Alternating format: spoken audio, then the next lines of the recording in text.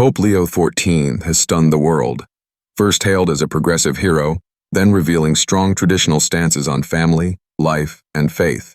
Is he a spiritual peacemaker or a rising force in end-time prophecy? With the selection of a new pope, the world is waiting to see the direction he will take. In any case, as the spiritual leader of around 1.4 billion people, his positions and actions are consequential on a global scale. During World War II, following the Tehran conference in Iran between Allied leaders, Time magazine published a famous anecdote about a question asked by Soviet dictator Joseph Stalin, as relayed by the South African Prime Minister John Smuts. Winston Churchill suggested to Stalin the possibility of the popes being associated with some of the decisions taken.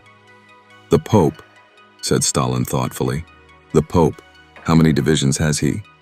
December 27, 1943. Decades later in 1991, Soviet Premier Mikhail Gorbachev found out the answer, in part due to the efforts of Pope John Paul II in helping to bring down communist rule in Europe. Cardinal Robert Prevost made his first speech as Pope Leo XIV on the balcony of St. Peter's Basilica, shortly after being elected pontiff on May 8, 2025. The native of the Chicago area became the first American in history to be chosen for the papal chair. The speech was given in Spanish and Italian, with a few mandatory phrases in Latin. It's early yet, but do we have any indications as to the course he will chart? Pope Leo thrilled many in the audience as he praised his predecessor, Pope Francis, saying, "This is the peace of the risen Christ, an unarmed peace and a disarming peace, humble and persevering. It comes from God, God who loves us all unconditionally." We still have in our ears that weak but always courageous voice of Pope Francis as he blessed Rome. And the words "God who loves us all unconditionally" were interpreted as a signal that this new pope would be supportive of homosexuality and transgenderism being accepted in the Roman Catholic Church. Progressive church members, priests, and others who supported these non-traditional teachings were beside themselves with joy. The liberation of Francis would continue, but not so fast. On May 16th, Pope Leo XIV delivered his first address to the Vatican's diplomatic corps, and it was a shocker to many.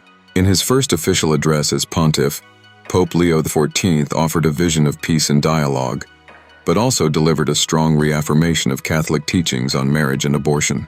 Governments must invest in the family, founded upon the stable union between a man and a woman, he said, calling the family the foundation of peaceful societies. He also highlighted respect for the dignity of every person, especially the most frail and vulnerable, from the unborn to the elderly.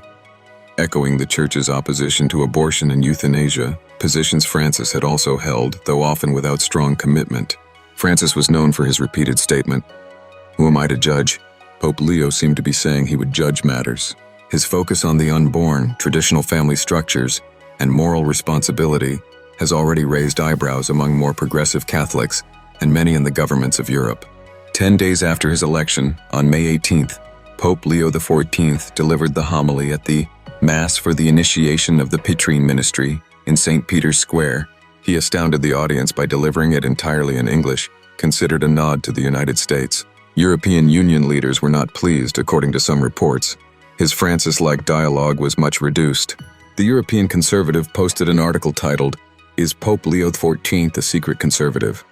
stating, "Prevost has a history of strongly criticizing the so-called LGBTQ+ movement, and much indicates that he's not going to exercise much patience towards the gay ascendancy in the Catholic Church. He has said in the past, Western mass media is extraordinarily effective in fostering within the general public enormous sympathy for beliefs and practices that are at odds with the gospel, for example, abortion, homosexual lifestyle, euthanasia." Sebastian Morello, May 9th. In various ways, he seems to be more of a traditionalist, choosing traditional vestments that Francis refused to wear following his election, and seeming to support a return to the traditional Latin Mass. His papal name also points in that direction.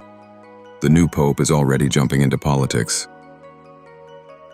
President Donald Trump's statement that Pope Leo XIV was interested in hosting Russia-Ukraine talks at the Vatican.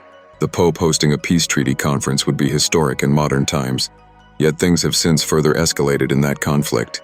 Some have pointed out a history of social media posts over the past several years, slamming President Trump's positions on restricting immigration and deporting those in the country illegally. Prevost's latest before becoming Pope, decrying Trump's partnership with El Salvador's President Bukele in deporting and incarcerating illegal aliens who've committed major crimes. And many are waiting to see what the Pope will do in terms of the compromise with the Chinese government that gives that government say over who the Catholic Church leaders in China are. The world will see in future months the political will and goals of the new Pope. How many divisions does Leo the XIV have? We know that there is a world government coming on the scene. Daniel 8:23-24 tells us, "And in the latter time of their kingdom, when the transgressors have reached their fullness, a king shall arise, having fierce features, who understands sinister schemes. His power shall be mighty, but not by his own power. He shall destroy fearfully, and shall prosper and thrive. He shall destroy the mighty, and also the holy people." That world government will be aligned with a religious power in Europe. What part might Leo play in it with his divisions? He is a man to watch. Kindly subscribe to our channel for more. May God bless you.